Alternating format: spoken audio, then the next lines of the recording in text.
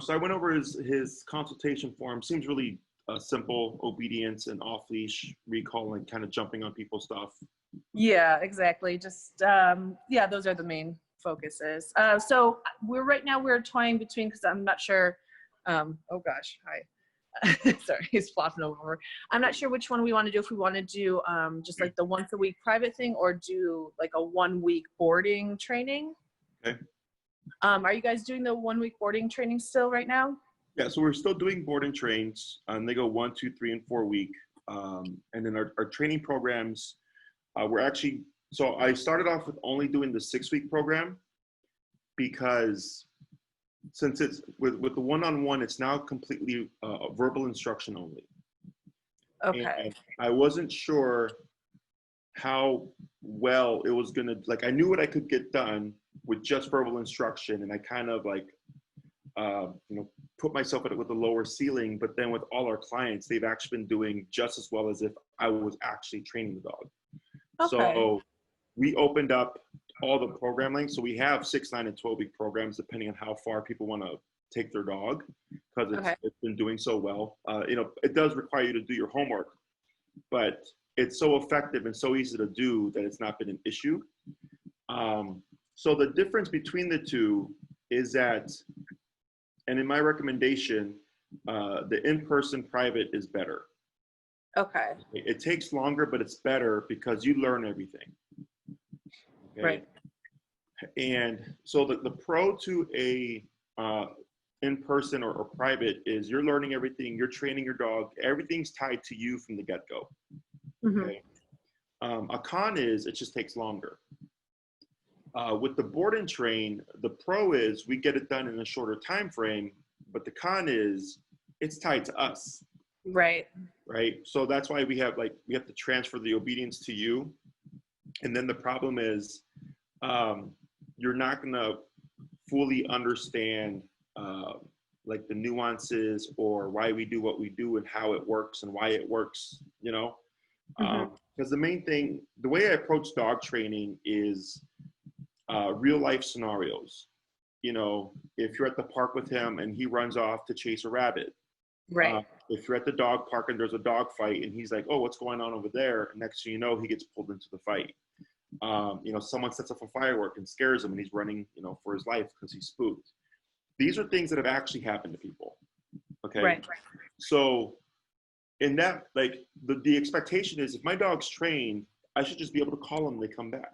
And they go, yeah, when it's just a regular day, but what if it's an emergency? Mm-hmm. Right? And in that setting, it's more so on what can you do and what do you know how to do to make your dog come back, despite the fact that he's like, scared, running for his life or something like that. Okay. Right. That's the biggest difference there is, we do the board and trains, and when it's obedience only, you have more wiggle room, right?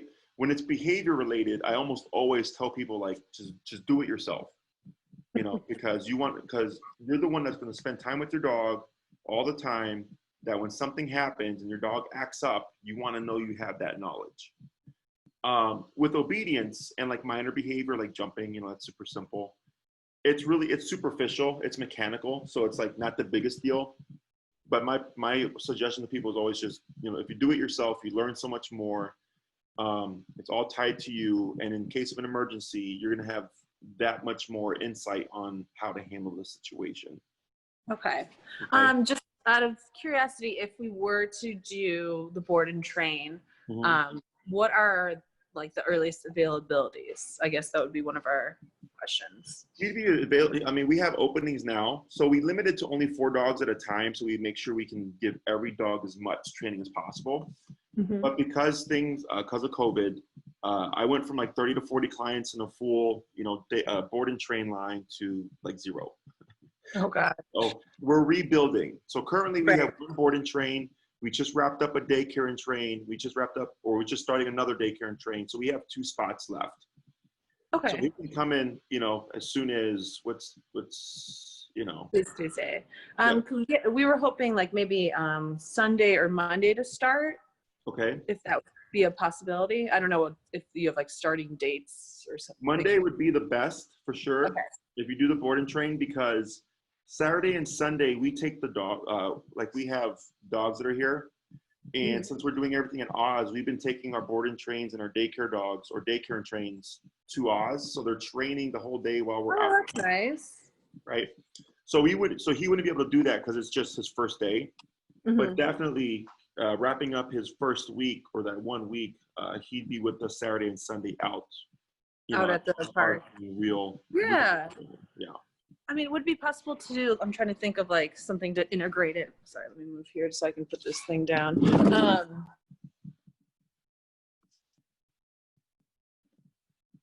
Sorry, I lost your audio. Sorry, I think I hit the go. button. Okay, I was gonna say, would it be possible to maybe do something like the board and train for a week, let's say like starting Monday or whatever day you recommend next week, and then maybe doing like 1 or 2 private lessons to get us like equipped in understanding the commands and what you guys have taught him and things like that? So with the board and train, you do get follow-up. Okay. It's included. So the difference between my board and train and other board and trains is, one, we train the dog from open to close. Okay. So he, as soon as he wakes up in the morning, we're starting the training process. He would get rest breaks. He'd get daycare breaks, to play. And then we go on a 1 hour to 1.5 hour pack walk where he walks with like a bunch of other dogs. And then my handlers also take him like Home Depot, PetSmart. Sometimes they go to Horner Park and they start practicing out there as well. Oh, nice. So it's a lot of realistic application. Whereas other board and trains is typically like your dog gets 3 30-minute sessions and then a day, and then the rest of the time it's like in daycare or whatever. And then there's like a really short follow-up, like it's only like 1 session of like 30 minutes. And they'll say your dog knows sit down, blah, blah, blah, right? Ours, for the 1 week, off the top of my head, I'm pretty sure it's a 1 2-hour lesson, okay? Plus 1 in-person lesson that we would hold, and we'd hold these at Oz Park. Okay. And I teach you everything, like how we taught it, how it works, how you would apply it, and what you can do with it, okay? And then you schedule the next one, the singular 1 hour one, when you're ready for it. Okay. Right. So like we had clients that have completed like 4-week board and trains, and typically pre-COVID, they would come once a week here to the facility as their dog is learning to kind of keep up to date with what they're learning. And then so by the time they left the facility on that 2-hour pickup, like they knew so much already, and they haven't needed the follow-ups. That's great. So, we do our best to make sure we educate you as much as possible so that it's kind of like no news is good news type of thing, right? But if needed, you do get 1 more with the 1 week. Okay. Now, with 1 week, what you can expect realistically to have is the leash walking, all the basic commands: place, sit, down, stay, come, and heel. So like 6, 7 commands. Okay. The recall, however, would not be 100%. Okay, because recall takes a long time. It takes longer than everything else. Is easier because it's everybody walks their dog every day for the most part, and the stationary stuff we can drill it out like crazy here. But 1 week or only 1 week of practicing recalls is typically not enough. The dog is going to be around 50% in terms of reliability. So you're still going to have homework. Okay. Regardless of any trainer or any program that you do, you always have homework. However, it should be very easy. It shouldn't be you're struggling with your dog still, after they've learned the concepts. Okay. And the reason why that is because we specialize in e-collar, which I actually forgot. Did you guys do any research before reaching out to us? I saw, what you guys use and things like that, but I didn't do too much research. I just saw kind of the different programs and what you guys use and. Okay, so I'm going to explain the methods. Okay, so there's we have positive reinforcement, which is food only. Then you have like prong collar or slip chain, which is like the spiky looking collar. Excuse me. Then we have e-collar. Okay. And in terms of control, this food only is the lowest control. Prong is in the middle. E-collar is the best. Okay. In my opinion. With food, once you get outside, forget about it. Like he's gonna be like, I'd rather play with that dog than eat that treat. Right? Or if he's playing with his friends and you call him and you're waving chicken, he's like, I'm gonna get that later. Right? There's no like it's how do you say, like there's no aversive that's gonna motivate him to like, I need to return. Okay.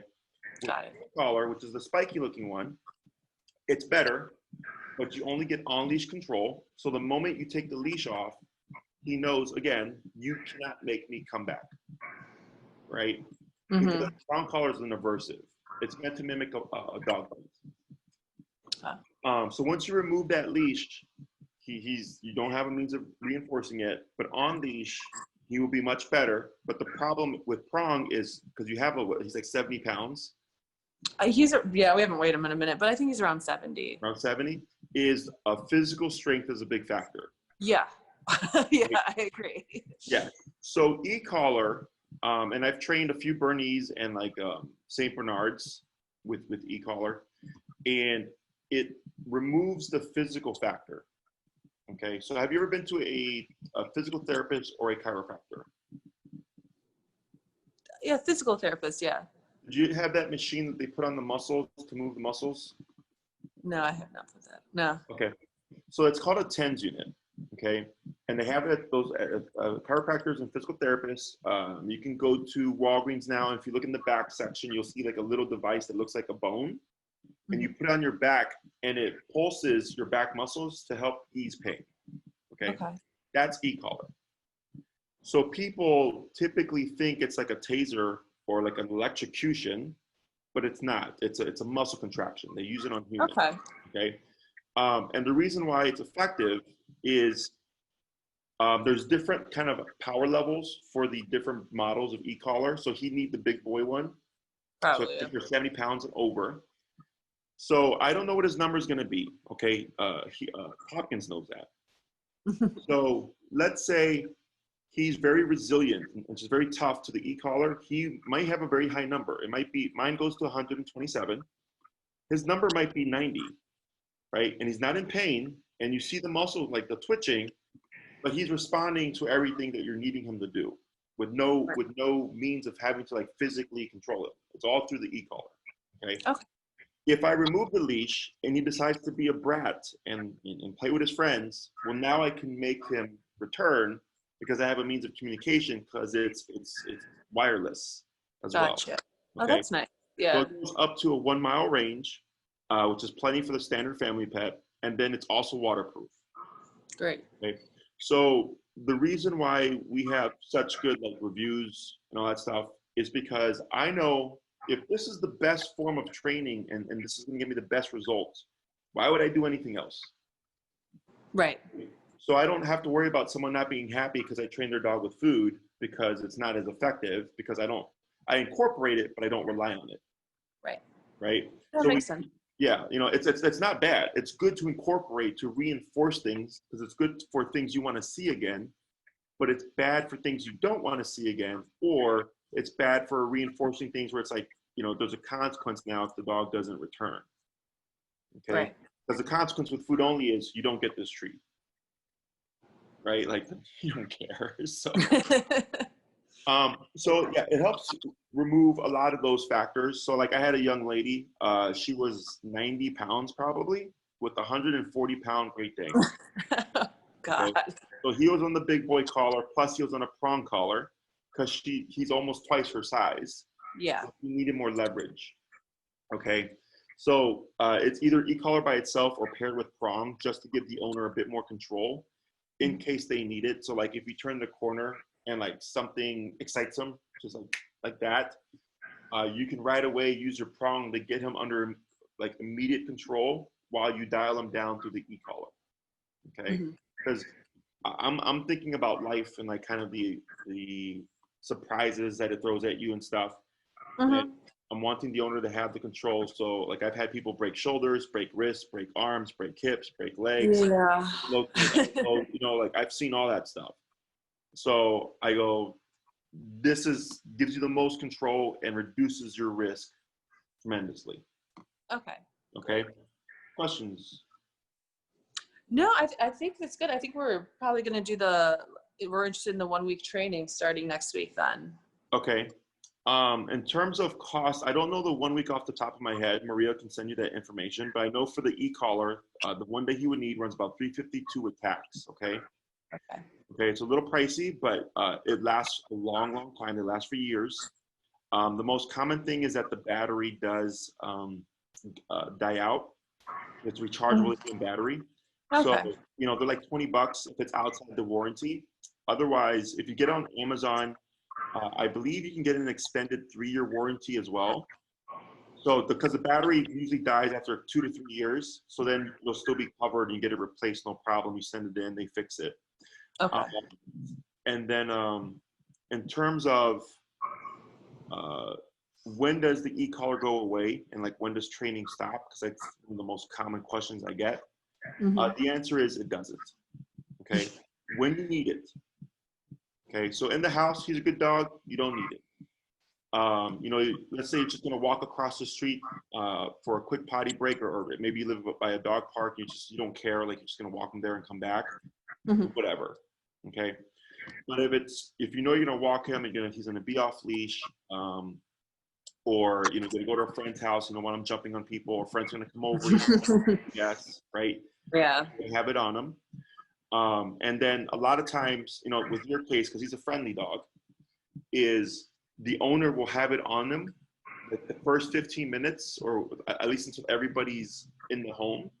And then once he's calmed down, they'll remove it. Take it off. Okay. Right? Yeah, that makes sense.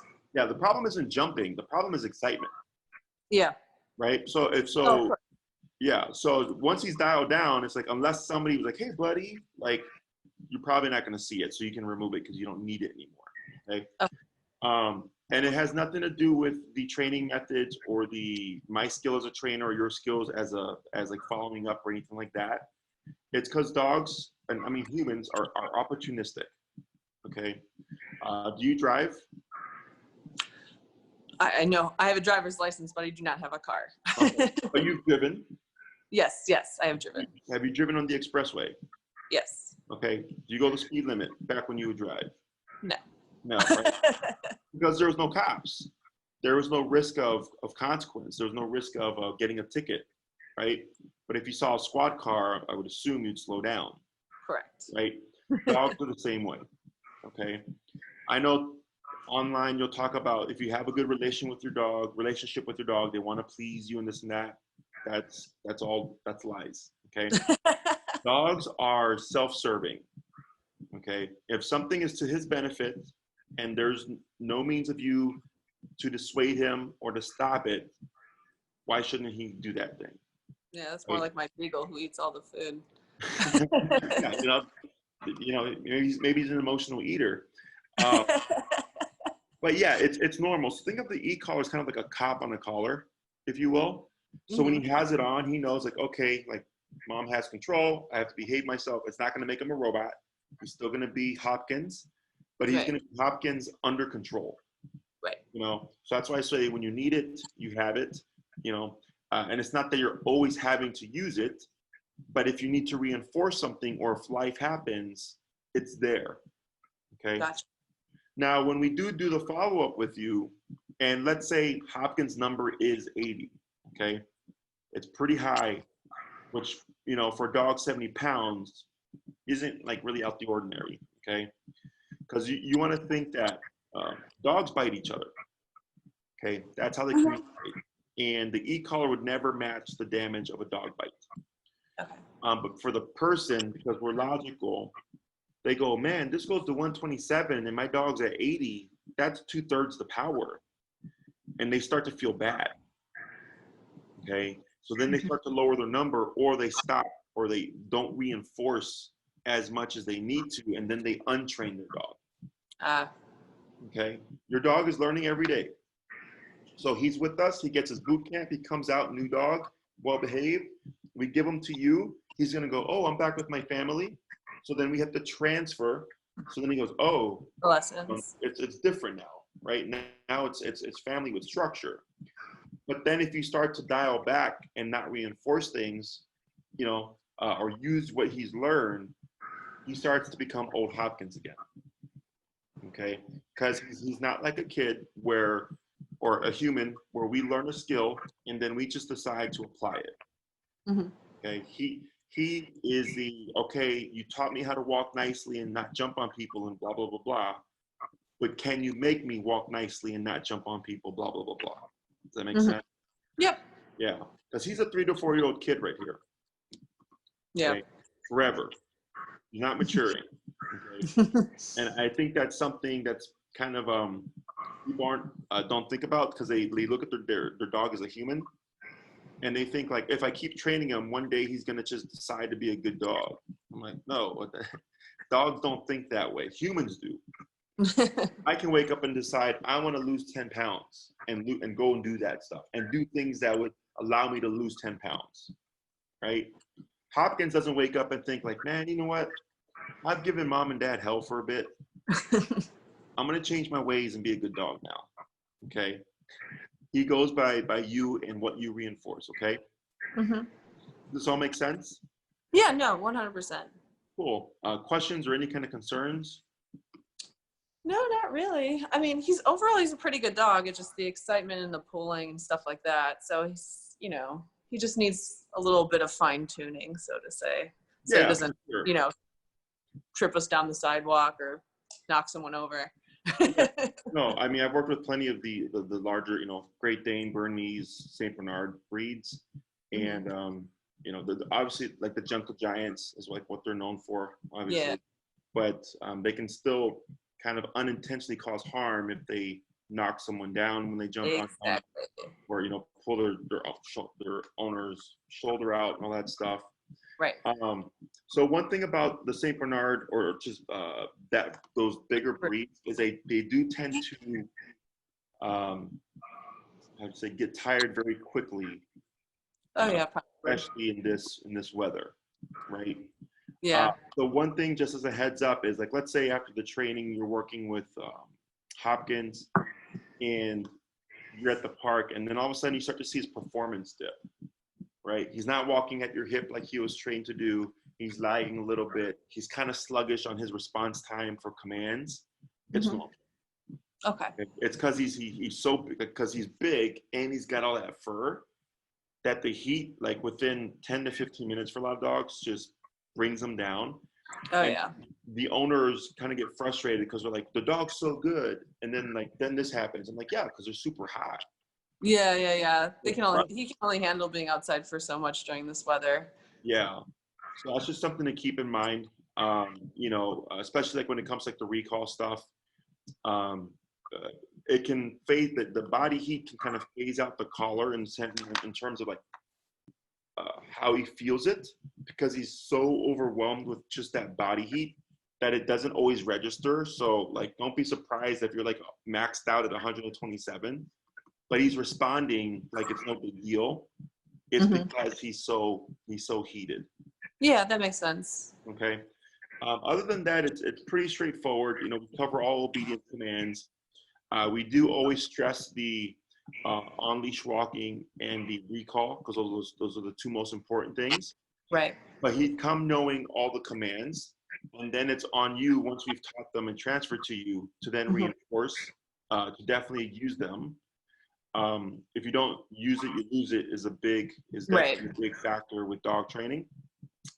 And then, you know, you always have your follow-up, and if you decide you want more follow-up, you can always, you know, do that. You can always bring them in for like another refresher, you know, in terms of training. And we also, where are you located? Lakeview. We're in Lakeview. Okay. So we also have daycare. We do transportation as well between Lakeview and Logan Square. Okay. But we reinforce the training. Okay. So like, we have clients that send their dogs here once or twice a week, because you know, they're working, whatever, and we reinforce the training so it doesn't, how would you say, you know, lose it really. We continue to apply it. So it's not like a board and train where we're going out our way to teach things, but we're using all the stuff that we know the dog knows. And then this way, when you get them back, they're tired, they've played, and also like they've had kind of like a bit of a refresher. Gotcha. Yeah, no, that's nice for sure. Yeah, I think I think we're good to sign up. He does know how to sit, I will say that. So we've got sit and shake down, but everything else we do not have. Okay, sure. So then Maria will get in contact with you. Okay. And then, next Monday would be ideal. This way, I have my, I have to also schedule, make sure I have people here to train, because since COVID, we're on reduced staff because things are a bit slower as we rebuild. So next Monday, we'll make sure we have people here for him, and then you'll want to have his collar by the time that you're going to do your follow-up. Okay, we have our own collars here, and if you send him with his own, we recommend it, but in case you don't have it, we can still take them and train them with our collar, but you want to have it when you do your follow-up. Gotcha. Okay, so we would buy the e-collar like off Amazon and have it ready to go. Got it. Okay. And Maria will send you the information for the particular collar that you would need.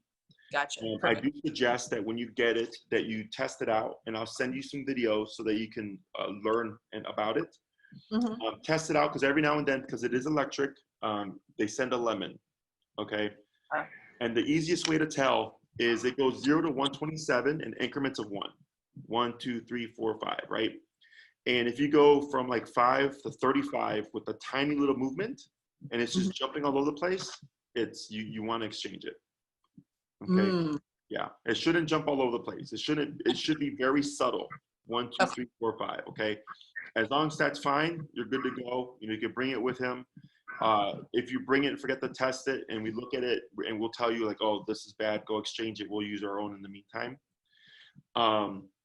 But yeah, Maria will get you all the information, the training form. We'll need to register him with his vaccinations. Okay. And the info for the collar as well. All right, perfect. Okay. Anything else? No, I think that's everything. All right. Well, it's pretty straightforward.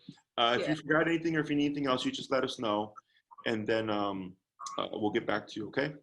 All right. Awesome. Thank you so much. You're welcome. Take care. All right. You too. Bye.